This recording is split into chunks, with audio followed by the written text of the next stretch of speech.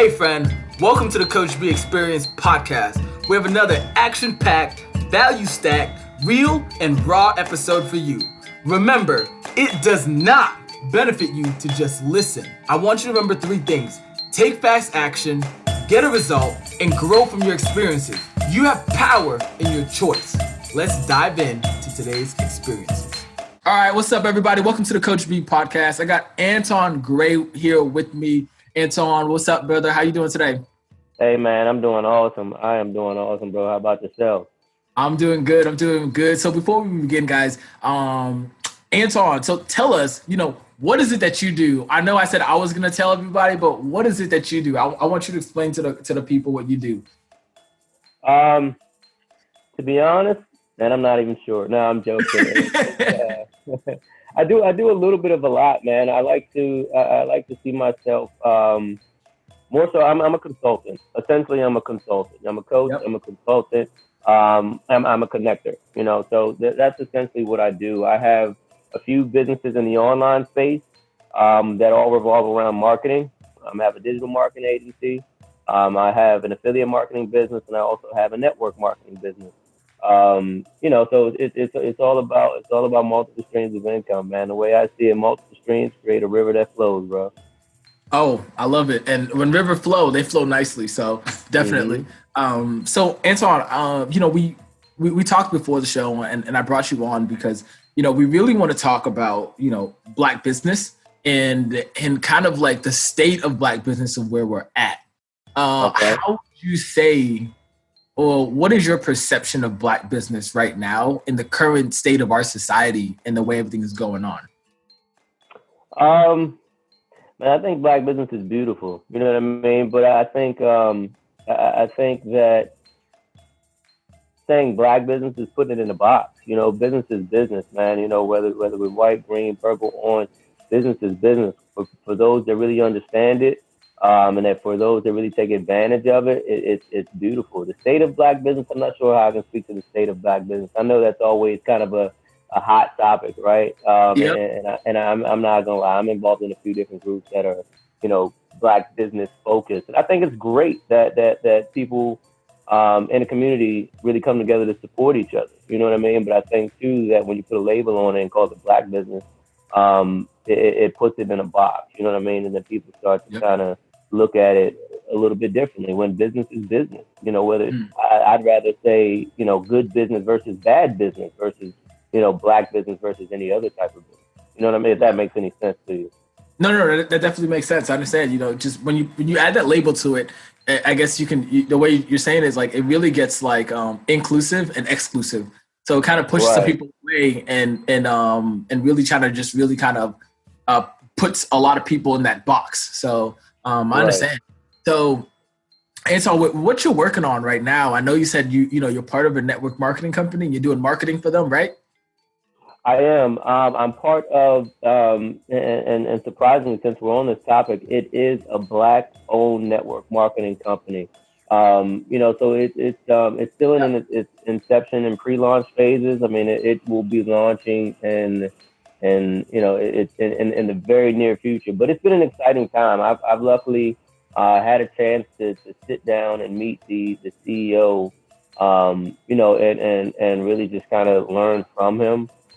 He's a businessman. He's been in business pretty much all his life. He's been, he's had some successes. He's had some failures. He actually did network marketing, 30 some years ago and was incredibly successful at it. I'm talking like, 5 figures a week type successful at it, like, making a ton of money. And he took that and everything that he learned from that and parlayed it into another industry, which is the restaurant industry. And he actually owns a group of restaurants in the DC metro area called Carolina Kitchen. So in working with him, man, it's just been incredible to really see what it takes to run a multi-million-dollar type of business. You know what I mean? And I've also kind of been able to see how he works and how he maneuvers, being one of the very few, if not the first, Black-owned network marketing company. And it takes a lot. It takes a whole lot to put one of these things together. So it's been a blessing nonetheless definitely looking up and looking forward to the future of this particular business venture.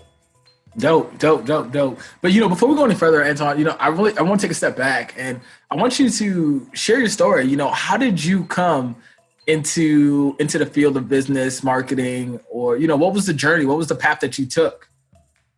Um, it's funny, man. Like I said, my story is it can be long. I'll try to give you the long and short of it. I think I shared this with you before.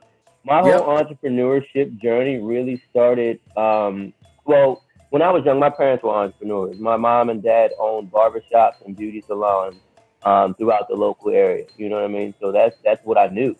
And my mom, she had come from the corporate world. My dad, not so much. He was always just kind of a go-getter type of dude. But I learned that I didn't really like working for people when I had my very first boss. My first boss was my dad. I love him, but he was a terrible boss, man. I think I was 8 years old when I got my first job working in the barbershop. The deal was to come in, hang out, sweep the floor, make sure everything's straight. Do your thing. You get X amount of dollars a day.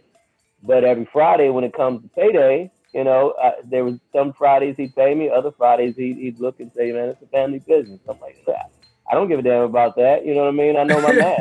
I did 3 days, so I want my money. Three times the amount you're supposed to pay me.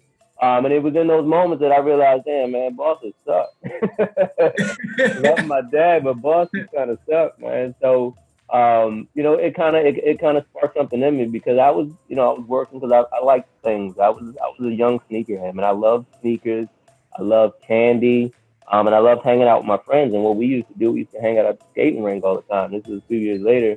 When I was about 10 years old, every Friday we'd be at the skating rink. And to go to the skating rink, you need money. My dad was just like, all right, I'm not going to give you money all the time. You're going to do something to earn this money. So he instilled that in me very young. So I did chores and I figured, hey, I'll make some extra bucks. I'm working at the barbershop. But, that didn't really work out the way I wanted it to. So essentially, man, my first entrepreneurship thing was and this is kind of what taught me a little bit about entrepreneurship. I saw that the barbers, man, they often didn't eat lunch, so they were just always back to back clients. And so I started offering to pretty much do their lunch runs. You know what I mean? And it started here, there. I'd take their money, walk down to whatever local restaurant, sub shops, pick up their orders and bring it back. And they'd pay me for it. But their payment oftentimes, which was my favorite 3 words back in the day, was keep the change. But I learned that barbers sucked at math. You know what I mean? When all you carry is cash and you've got a $10 bill or a $20 bill or an $8 lunch, man, that adds up. So I said, man, this ain't too bad. So I started making more money doing that than I did working for my dad and sweeping the floor. That became like the money he was paying me became tip. But it sparked something in me to show me that, if there's something if there's a product or service that you can offer that people want or that people need, and in this particular case, they wanted and needed lunch, but they just didn't have the time to go get it.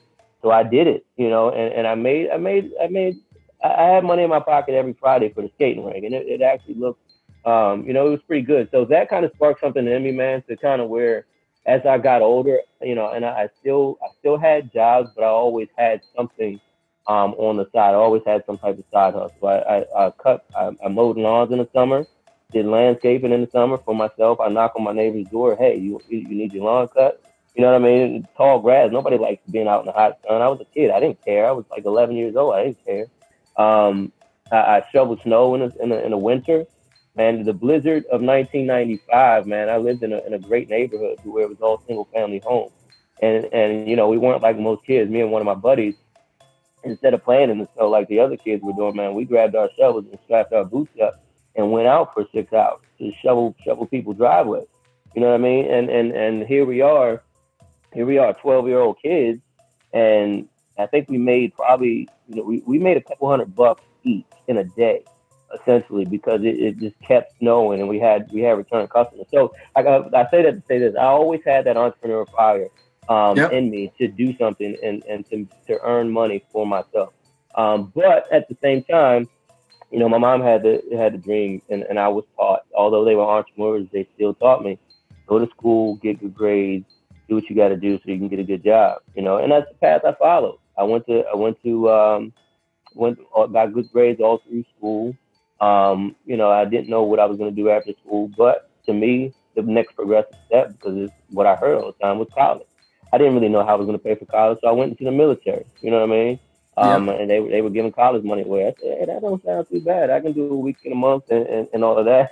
Didn't know what I was getting myself into, but it was a great experience nonetheless. I learned a lot in it. But I went to college. Studied business and IT, and got a job right after college, and I just kind of started working my way through the corporate world, and have been a business consultant. I've always loved business. Like I said, I think at an early age, it kind of sparked something in me. It's just intriguing to me. So I worked up through the ranks. Always has been a business consultant, and that's kind of, I had side businesses even while I was working. I had an event planning company with one of my good buddies. I mean, it just seemed to happen that we partied hard in college, and people always wanted to party with us. So we said, let's see if we can parlay this thing into a business. We like putting parties together. We're going to do it anyway. So we started doing event planners and promotion, and it was actually making pretty good money for it to be side money and for it to be a company, to where we started getting a few different contracts to kind of put some different events together. But it was just one of those things we kind of grew out of. But I've always had some type of side business, right? I think that early story of being with my dad put something in me to never just rely on one stream of income, and never rely on somebody else to put food on the table as well, because essentially that's what I was doing, right? I mean, it was my dad.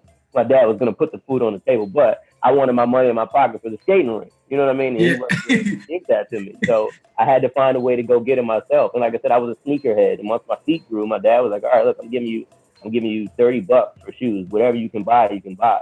Jordans weren't $30. I wanted Jordans. You know what I mean? So I had to work to get the rest. So it just kind of taught me the essence of hard work, and it kind of stuck with me. And like I said, I worked my way through the ranks in IT, and then business consulting. And it just was one of those things to where, I said, you know what, I can do this. And like, I'm still 1 foot in, 1 foot out. I still have some contracts that I work on. I'm on the 9-to-5 side, and then I've got consulting, on the side as well in the marketing space. So it's just good, man.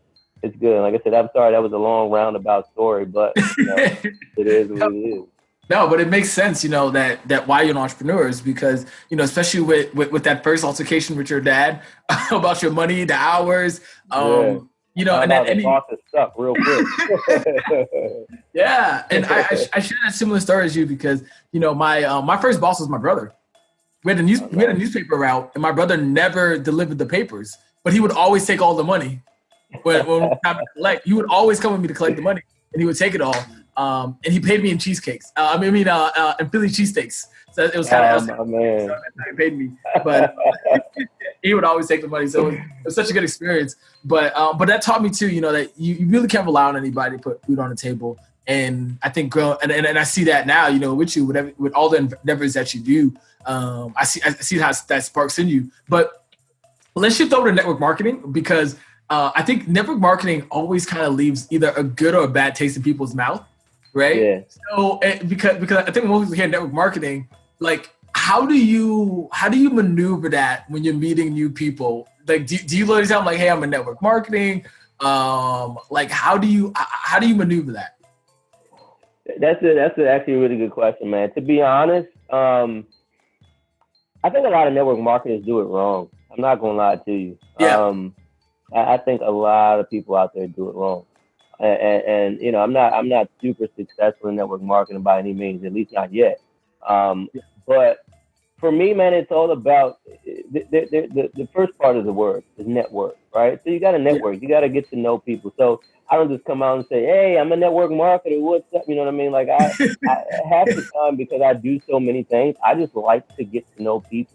And I like to get to know their story. And for some people, like I know my, my business partners might not like this too much, but I don't recruit and prospect everybody. You know what I mean? Because I might not even want to work with them once I get to know them. But I think, with the stigma of network marketing, you got so many people out there doing it wrong that are just always pitching, try my product, join my business, that it gets repetitive and it gets annoying over time. I'm like, you don't even know my first name, but you want me to try your product, So I think that the networking piece and the relationship building piece is super important when it comes to that. But also too, man, you got to realize network marketing. I think it's a great industry. It's an awesome industry. Yeah.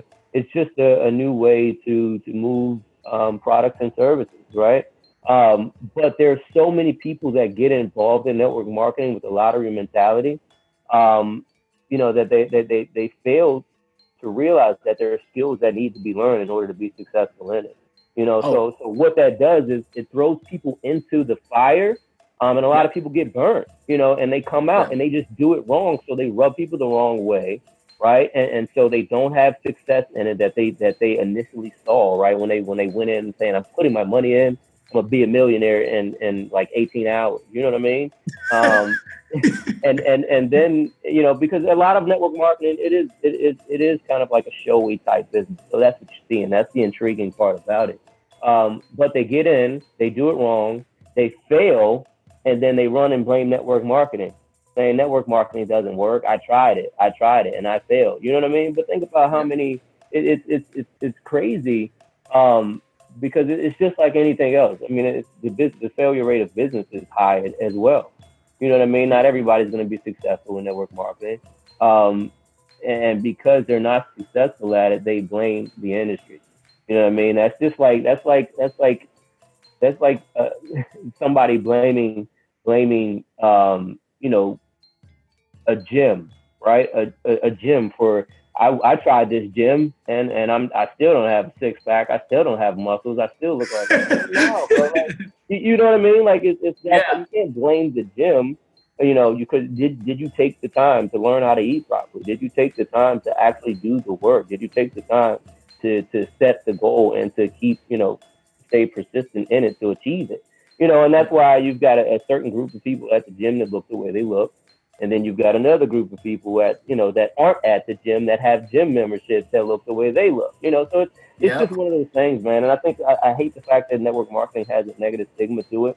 But for me, like I said, I'm a consultant, man. I like to understand why people feel that way. And oftentimes it comes down to just being misinformed or just having a improper, I guess, perception of the industry and what it actually is and what it takes to be successful. Yeah, no doubt. I've had my share of stings in network marketing. And very different companies. But I can say, I've met many people, and when you get to the root cause of it, it's always either they're misinformed or you find out that they don't have that work ethic that you need, and they don't build those skill sets. That is so true. And I'll plainly say, there's a lot of people that are fat that go to the gym, and it's plain what it is. It's you're overweight. Let me say it better. You're overweight because you don't build a habit. You don't make the right choices. And I love that analogy of using the gym because, we have New Year's coming up soon, and what's going to happen? Everyone's going to make these New Year's resolutions, but no one's going to complete it. So it goes in that same way. So for you personally, what do you think? What really differentiates you in that space or when you meet somebody? You know what I'm saying? Or better yet, a better question would be for everyone in network marketing, how should they approach relationships? How should they approach their network to be successful? How should they approach it? What's their thought pattern, or what's the steps? How should you do that? I definitely don't think they need to pitch all the time. You know what I mean? Network marketing is essentially a vehicle. And I think that they really just need to understand what they're doing, and what they have to offer. You know what I mean?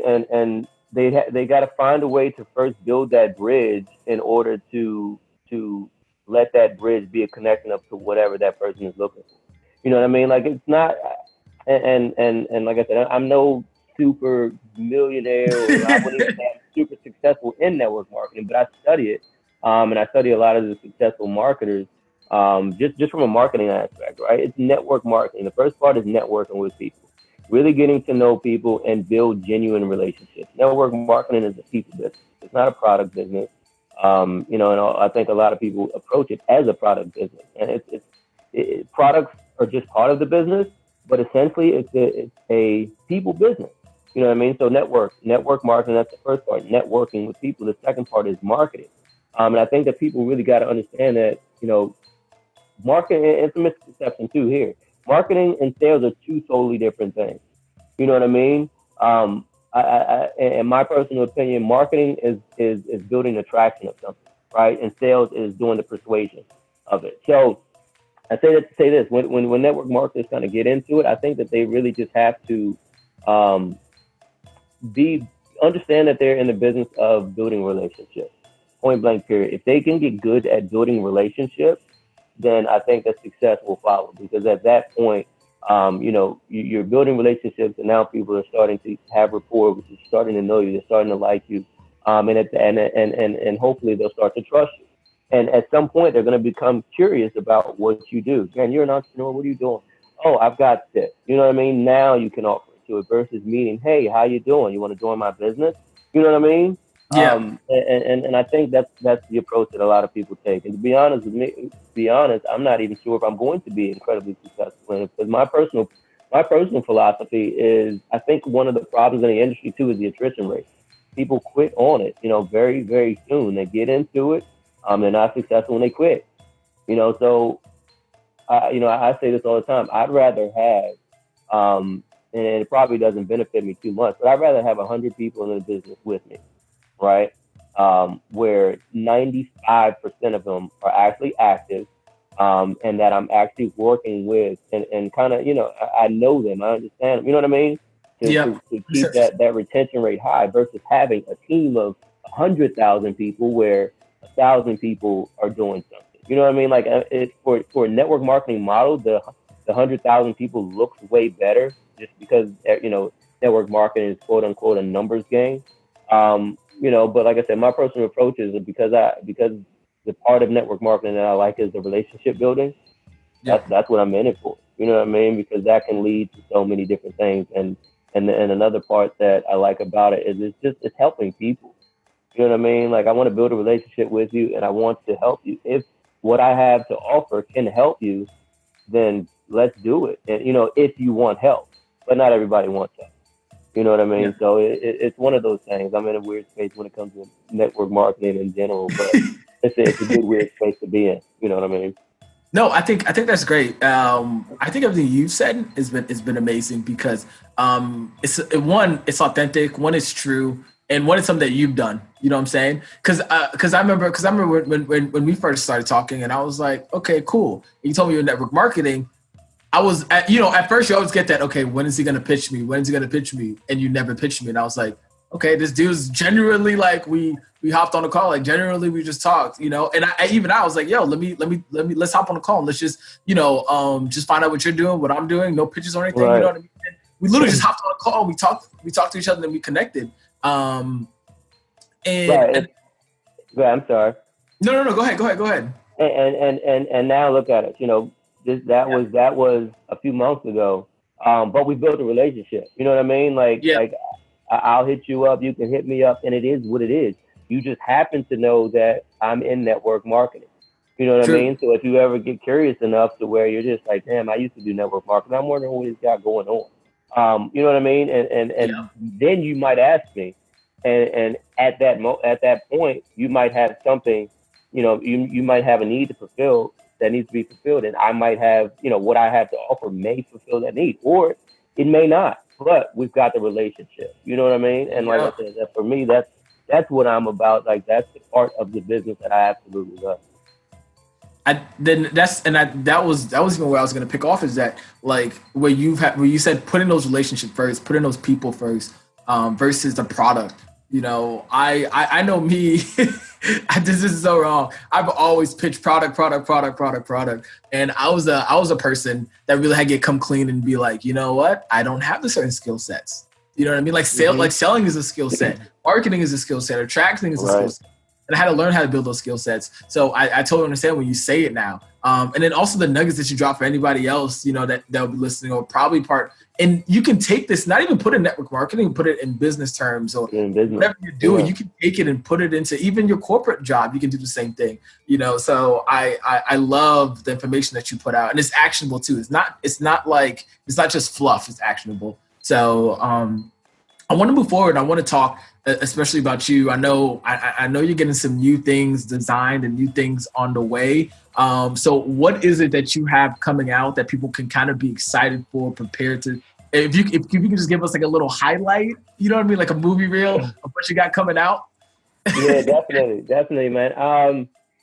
Right now I'm in like a super learning stage, man. Like I am just all about like learning all aspects of marketing, whether it be network marketing, whether it be affiliate marketing, and I'm starting to see some success. And I want to kind of get to that point where they say knowledge is power, right? But I totally disagree with that. Applied knowledge is power, and oftentimes too, I think that when we get knowledge, it's our duty to share it. So I know there are people out there that probably resonate with my story. Being in the corporate world, working to get out of it and really just provide for my family on my own, and do certain things. And so I'm using these platforms and all of this learning, and I want to start sharing it. So I'm going to start. I'm going to actually start opening a program to start coaching people, probably parents more so than anything, how to create additional income streams using the internet, essentially. And using different multiple channels. So I'm going to open a coaching program and start bringing people in and working, one-on-one with people, working in group settings, and just teaching them, some of the aspects of marketing, some of the aspects of internet business, some of the aspects of even network marketing, if that's something they're interested in. But I really just want to start helping more and more families create, additional revenue streams, because man, it's crazy. And like I said, in the past, a lot of what I do on the consulting side is contractual. So I've seen the good, I've seen the bad, to where once the contract goes up or they don't renew it, man, a lot of people are like, damn, what do I do? You know what I mean? Like, I've seen people lose jobs in an instant, and these are people that I know that have families, that have kids, and I feel, you know what I mean? Like, I feel for that. I've actually been in that position as a contractor, and what I do, it's not always up to me whether that contract is going to get continue, and I've been in positions to where they say, oh no, we're definitely renewing the contract. We're renewing the contract. And these weren't decision makers, you know what I mean? So I've been in a position where literally 15 days before the contract has ended, they say, hey, we regret to inform you, but they're not renewing the contract.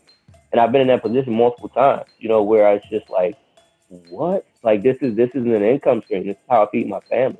You know what I mean? So, and being in those positions, every time it had happened, it just kind of lit a fire under me to say, all right, look, you're right back to that point, dude. Your dad's not paying you. You gotta go find a way to get it. You better create a side end. You better create an additional income stream. And that's one of the reasons why I believe in multiple income streams, because you just never know, man. You know what I mean? And the whole idea of job security, so to speak, man, that's people need to throw that idea out the window. It's corporate. In corporate America, it's business. At the end of the day, I mean, luckily, we're in a new age to where I think companies are getting better. But man, when it comes to like corporate companies and its shareholders involved, they don't care about anything but the bottom line. You know what I mean? You're an employee ID. When things get rocky, right? If you're in an industry that gets rocky, and it's time to cut employees, they're going to cut employees. You know what I mean? And whether you have a family, whether whatever you're going through, that doesn't matter to them. It's a line item on a balance sheet, and it needs to get balanced. And if you're in the way of that balance, then you just may be cut. So and I hate to see families in that position. And now that I'm a parent, man, I hate to even think about that. But like that's a point for me to where I'm like, I want to, now that I've got all this knowledge, I need to share this knowledge and start teaching people how they can create side income. Wow. No, that's, everything you just said. I agree 100%. Especially when you said that balance sheet. If you're in the way of that balance sheet, you're gone. You're gone. Yeah, man. I know how that is. Just to say, my mom worked at Intel, and she was let go, and Oh it was like man. for her it was hard. So nothing like you've been through. You know what I mean? Not similar. I shouldn't say similar, but just the idea of being let go and what that looks like. I've never personally, been through that. I know my mom has, and I was young, and she tells me about it now. But I understand, and I applaud that what you're gonna do for these families, because people need that. People need to break out of that mindset of job security, because there's no such thing. Especially when you're on the balance sheet and you're not an owner, you're not a co-owner or anything. You can be gone like that, no matter what Yeah. position. So Yeah, for sure. I agree. I definitely agree. So when will that be rolling out? Is that coming soon? Maybe like coming 2019, 2018 at the end, December? It's definitely coming, man. It's coming. Yeah. I've got a few things I'm doing in the background, and starting to put some of the content together for it. But within the next month, definitely before 2018 is out, I may actually do kind of like a beta group, so to speak, and start letting some people in to really, really kind of see what's necessary and what's needed. True. But yeah, before 2018 is out, it'll definitely be rocking, and I'll be taking some students on and really kind of teach some people. Like I said, man, if you, I'm pretty sure you're starting to get to know me, man. I'm all about helping people, man. I'm all about people. Point blank period. Like the connector piece of my business is really starting to come to fruition. If I got something and I can help people, if I know a person that can help you out, man, I'm connecting. Like you know what I mean? It's a no-brainer for me. Yeah. So how to connect people to this knowledge, man. No, I definitely see that. And I know that firsthand. So I've experienced it. So this is the part where I would say that like the show, but part of the podcast where I really want to move into more about your life. And let's talk about, mind, body, soul, and money. So when it comes to the mind piece, being mindset, being, taking care of beliefs and putting that foundation down, truth, ownership, all that for you, Anton, what does that look like in your life? Like, mind wise, what does that look like in your life when you lay down that foundation? It's way different than it was in the past. Speak on that. Mindset right now to me, like I'm learning, mindset is everything. Mindset is everything, man. And it's I think for the past, I really kind of got into it in 2016. That's when I really started doing personal development. And in my first, like it almost became an addiction. I'm not even gonna lie, like just the learning aspect of it. And it's funny, I laugh and joke with my wife. I'm just like, literally in my first 4 to 6 months of starting personal development, I had listened and read probably more books than I did my whole college career. I'm not even gonna lie, man. But mindset is everything. I think mindset is it can be the difference. Put it this way: mindset is the difference between mediocre, good, and great. You know what I mean? Like, and break that down for us. I think it definitely is. Only because if you think of anybody in the world that has done something great, man, like they just had a totally different mindset. I like to use athletes mainly as an example, because I played sports pretty much from the age of 5 to my second year in college. But great athletes, man, they have a totally different mindset, and as I was actually listening to, I forgot what it was, but it was an excerpt of Kobe talking about, it was an excerpt of Kobe Bryant talking about how he trained, and the fact that he got up early just to get extra training sessions in. And then, it's another excerpt, I believe, of Jason Williams. I think it was Jason Williams. He was talking about he had to play against Kobe, right? And he thought he was getting to the gym early.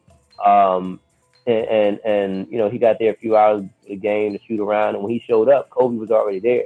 And Kobe was drenched in sweat, and like he had been there for a long time. So he got through his workout, and he was finished, and Kobe still was there. Mind you, they had a game later that evening. So he said after the game, he went up to Kobe and just kind of, asked him, like, dude, how long did you work out, and why did you work out so long? And he said, because I saw you came in. You know what I mean? And he said, I wanted you to see that you will not outwork me and that I'm better than you. Like, you know what I mean? Like, and a lot of people don't like Kobe. Like, I'm not even gonna lie, I wasn't a huge Kobe fan, but like I love the guy because of his mindset, man. He had a winner mentality.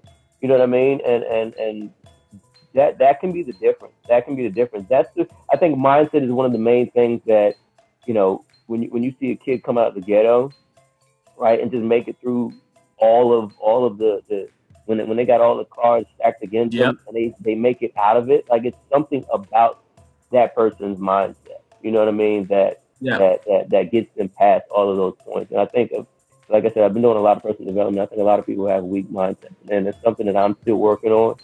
But I think I think mindset is everything, man. I'm not gonna lie, it's everything. Yeah. No, dope.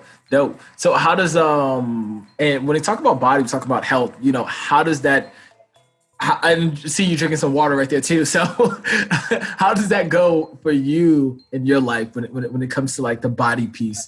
How do you structure that into your life?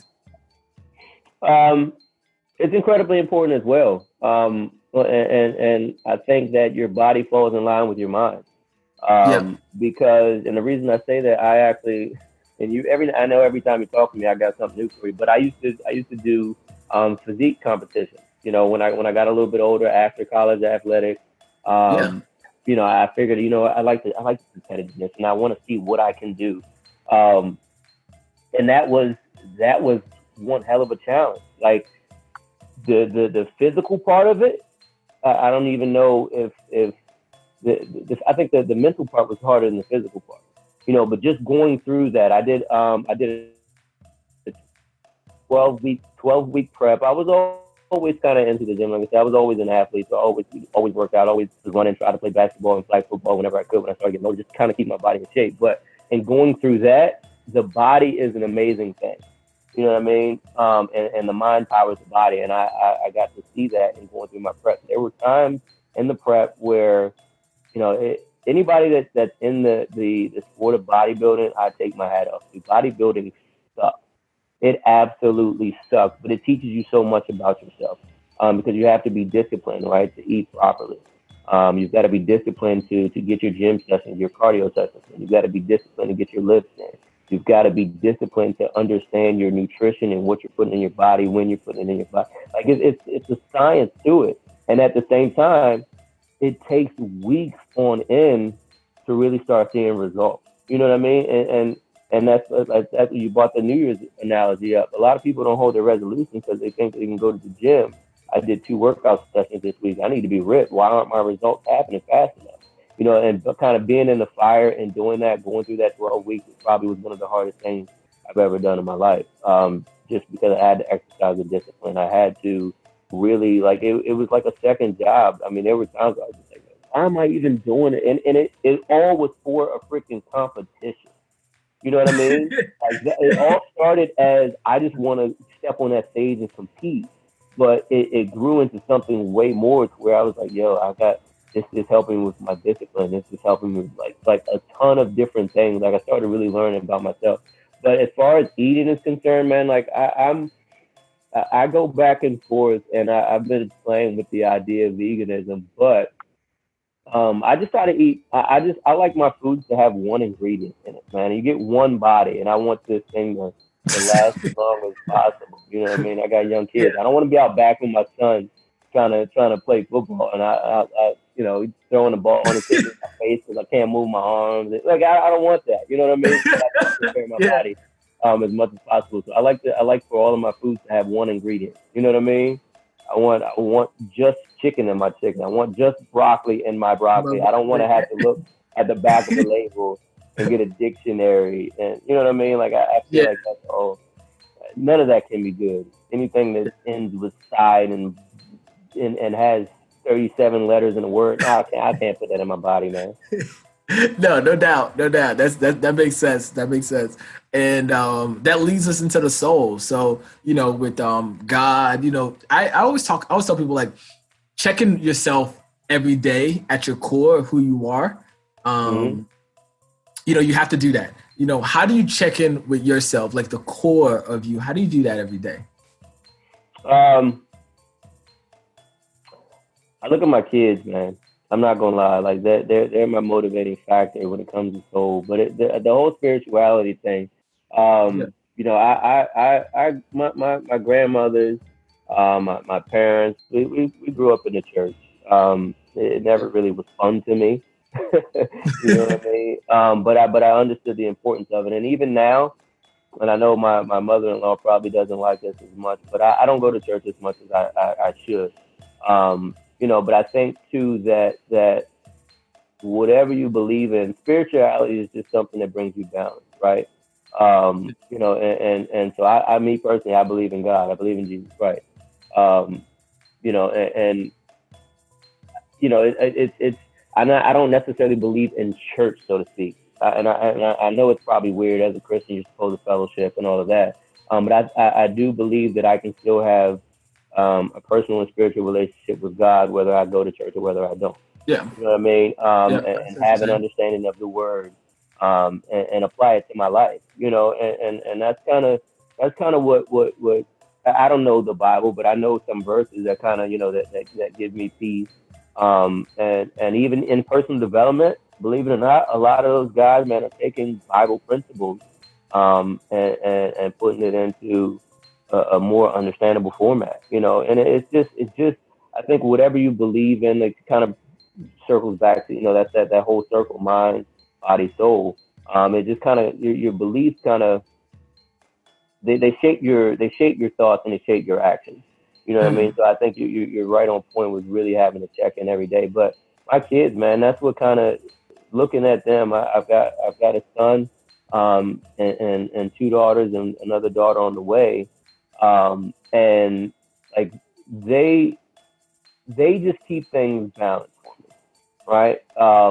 Because it's them that keeps me motivated. It's them that remind me that I need to continue to work on my mind. And it's them that remind me that I need to continue to work on my body and maintain my body so I can extend it as long as possible, to be able to see three ways, right? And then there's a part of them that I look at them and I'm like, oh crap, I've got to pay for three ways. So you need to get your entrepreneurship game right. And it's just a lot of different things. It's weird, man. When you become a parent, you just kind of look at life different, and I know we were talking about, the black and white thing and just kind of, race in America and where society's saying. I'm raising a young black man, and I'm not gonna lie, part of that excites me, but part of it scares the hell out of me. Because it's certain, like I told you, love is love to me. You know what I mean? And that's what I teach my kids. I teach my kids, look, three things every day that you need to do. You know what I mean? Yeah. I need you to always make good choices, point blank, period. And I try to drill this in my kids every day. And I'm not sure if this is still on the soul topic, but I need my kids to make good choices, and a lot of this comes from the beliefs and what we teach at home, but I need them to make good choices. I need them to be kind to people. I don't care who that person is, but they need to do something each and every day. That's an act of kindness. They need to help somebody. If they see somebody sitting at the lunch table by themselves, they need to be the ones to stand up, go over and be their friend and sit down with them, because they wouldn't like to eat lunch by themselves. So these are like the things that I'm teaching my kids. And the third thing is that they always need to do their best, point blank, period. Don't half-ass anything. You know what I mean? And if you are going to half-ass something, there needs to be a reason, but don't just do anything. Like, if you're going to do something, put your mind to it and do it and knock it out the park. And if you're going to do it, do it wholeheartedly, until you find a reason not to do it. If it's something that doesn't make you happy, then don't do it, but if you're going to do something, do your best. So those three things are kind of what I feel that if I can teach my kids those three things, everything else comes to play. And all of those kind of go back to, the mindset and the soul aspect of it. You know what I mean? So like I said, it puts you in a weird place when you got kids, man. Definitely I can say I cannot, I don't even know what that feels like to have kids. So it's different for me. But people in my family having kids now, it's like, okay, I can see how, your kids be an extension of you. You know what I'm saying? Right. Yep. So, I mean, it drives me, man. It keeps me going because at the same. Go ahead. No. Keep going. No, I was just saying it drives me, man, because at the same time too, you were asking me my story, right? And I look at my path and the path that I walked down and the whole school thing. I almost like college was one of the best couple years of my life, and I loved the experience. But I don't know where I'd be if I really followed my entrepreneur fire back then. You know what I mean? To where I didn't really have any obligations and I had free reign pretty much to do what I wanted to do and to really like go crazy hard at it. You know what I mean? But I went the traditional route, took the college route, and so I go back and forth with my wife as to whether we're sending the kids to college. I told them if they want to go, great, but I'm not going to push that on them. And so I'm really at a point where I'm trying to set that example for them to see the entrepreneurship path, or just a path that they don't have to do what everybody else is doing to be happy or to be successful, to really just kind of search within themselves, find something that they want to do, that they love to do, and pursue it and do it. And it's gonna fluctuate. One thing you love, you might love something 1 month and the next month you might absolutely hate it. But to just, and that's a big part of entrepreneurship too. I think just kind of going through, learning yourself, learning what you like to do, what you're great at, and then finding a way to do it. You know what I mean? Yeah. It's weird, man, but I'm trying to just kind of set that example and have them see it and not be, well, dad went to work, so that's what I'm supposed to do. You know what I mean? Yeah. Making them their own person. So I love that. And then the last piece is going to be the money. Not just like making money, because everyone always says like, how do you make six figures or whatever it is, whatever you want to make money, but understanding money. How do you understand money in your life? And also let's talk about how you share the understanding of money to your kids too. I think that's great because you're bringing a whole new side to this, with it being that dynamic of being a father. So how do you do that? Money, I think, is a mindset too, man. Like I said, mindset is everything. I really think that money can be a mindset, or at least money has your mindset towards money plays a role in whether you have it or not. Because I think that, in my personal opinion, man, I think we're supposed to live abundantly. We definitely are supposed to live abundantly. But we have somewhat of a scarcity mindset when it comes to money. You know what I mean? And in my mind, and it's like I said, this might be weird to some, but I think money is energy. You know what I mean? Like money is definitely energy. Money is just a tool. I'm not saying I gotta get money. I mean, it's part of business. Yes, I do this to make money, but money is a tool, right? Money is energy. Money allows you, different options. You know what I mean? Like when you want to help somebody, if you have money, you can probably help way more people. You know what I mean? And if you have money, you can experience different things than if you didn't. Hell yeah. So, and I think once people have that type of mindset when it comes to money, like have an abundant mindset when it comes to money, and stop holding on to it so much. Like I said, money is energy. Energy is supposed to flow. So just like I said, I did a lot on vibes, man, and positive energy. If you put positive out, you're going to get positive back. If you put negative out, you're going to get negative back. If you have a negative mindset towards money, then and a scarcity mindset towards money, then more than likely money is going to start eluding you. You know what I mean? And that's kind of how I feel about it. And I think that when it comes to money, one of the biggest things that I encourage people to put money towards is investing in themselves. Point blank period. Whatever it is, if it's a skill you want to learn, invest in training to learn that skill. If it's something that you want to obtain, then work to get the money to obtain that. You know what I mean? Like it's really to change. I think people need to just change their whole mindset of money. And it's like I said, this has all been a part of the personal development journey of mine. But successful and wealthy people put all of this stuff in books, man. Like they lay it all out, how they've done it, what they do to get it. But if you realize one of the best books that I've read is Secrets of the Millionaire Mind by T. Harv Eker, because he literally goes through and breaks down um, the difference in mindsets between poor people and between rich and wealthy people. You know what I mean? And I think even the word rich and wealthy, I think there's a difference between those two as well. But he breaks it down and he just talks about the mindset. And I think for anybody that reads that book will find themselves in that book, to where he will speak about something as it relates to mindset, to where you're going to identify with and say, you know what, either that's me or I've done that before. And it just kind of shifts your thinking. And I think once you shift your thinking when it comes to anything, that's really where you get the wheels turning and really make that shift, and to get from where you are to wherever you want to be. You know what I mean? Yeah. No doubt. I definitely agree. I had Corey Gladwell on here, full-time bestselling author, and he said the same thing. Similar. He said money's energy, and I agree with that. You know, definitely that energy. And then there's a kind of what I'm getting. What you said is like there's a big misconception about money. You know, and that the way we view money and the way we see it. So I'm definitely rocking with you. And then can you say that book name? What's that book name again? Secrets of the Millionaire Mind by T. Harv Eker. Okay, perfect. I'm gonna make sure I put a link on at the bottom so people can go get that on Amazon. That's what's up. That's what's up. Now, last two questions before I get out of your hair. What's the number one choice that you make every day that you believe everyone else should make?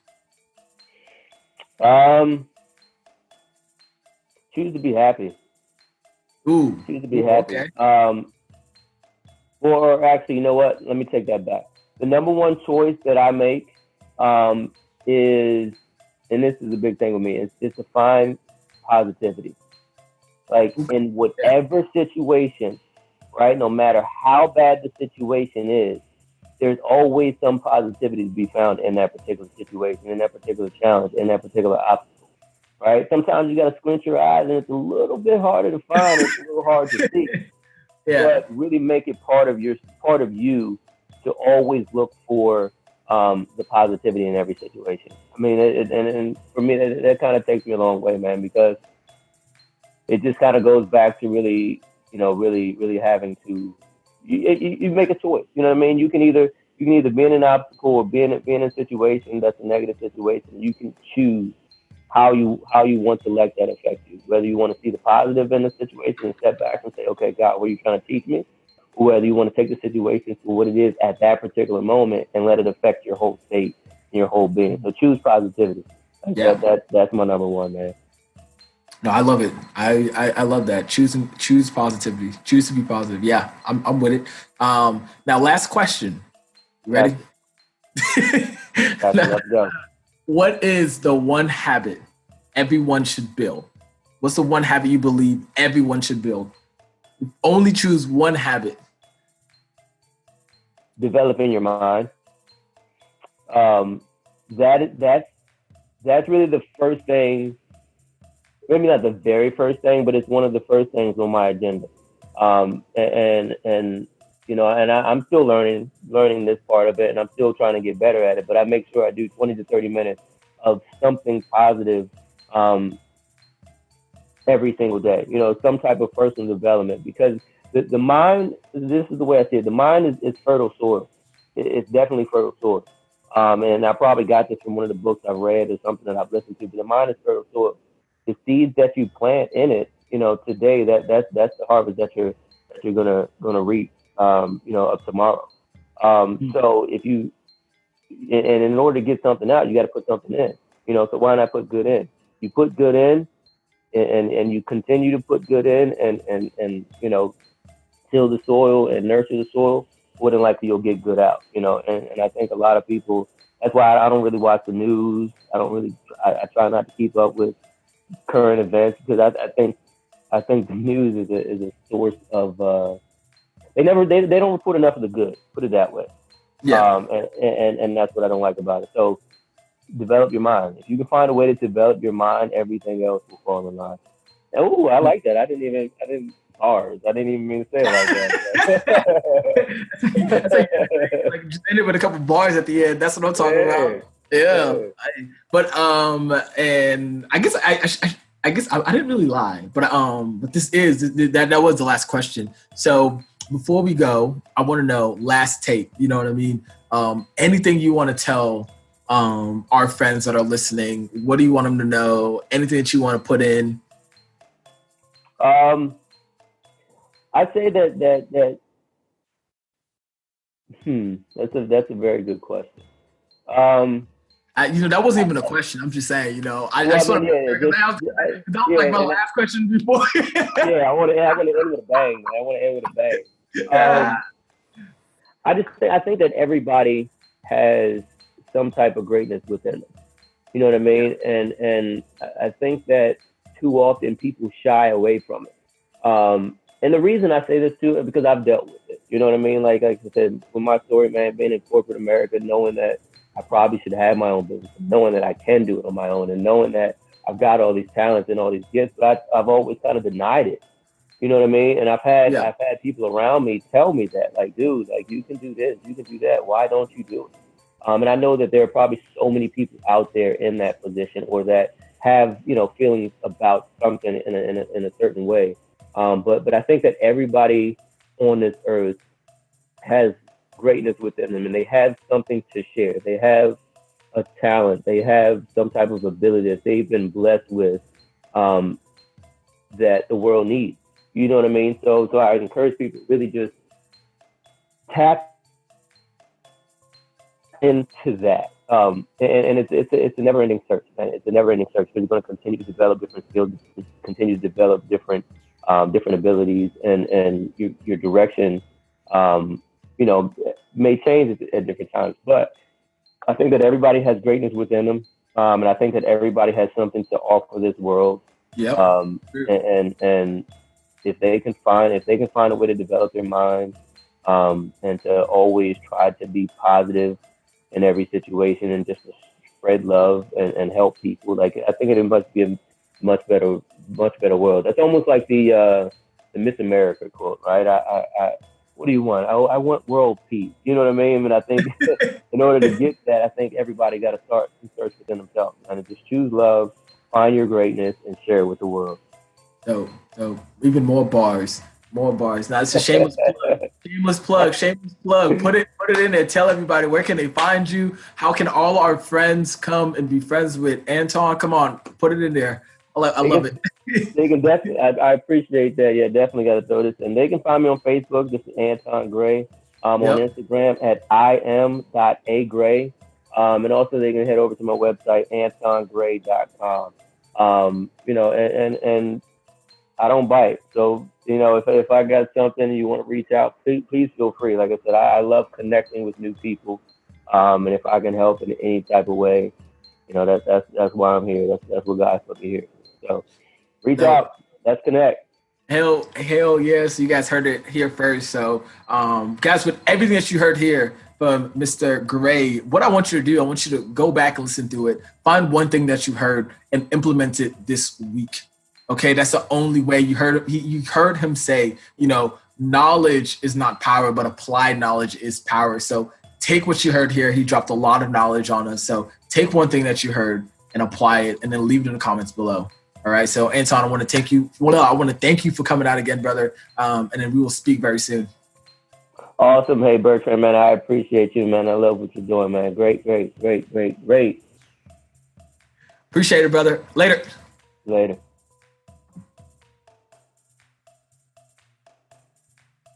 Hey, my good friend. Thank you for listening. Reviews matter. So please leave us a review so other amazing people just like you can find us and listen to us. Also remember to join us in our free Facebook group so we can build a real relationship and get to know each other. And you will find other extraordinary men and women on similar journey as you.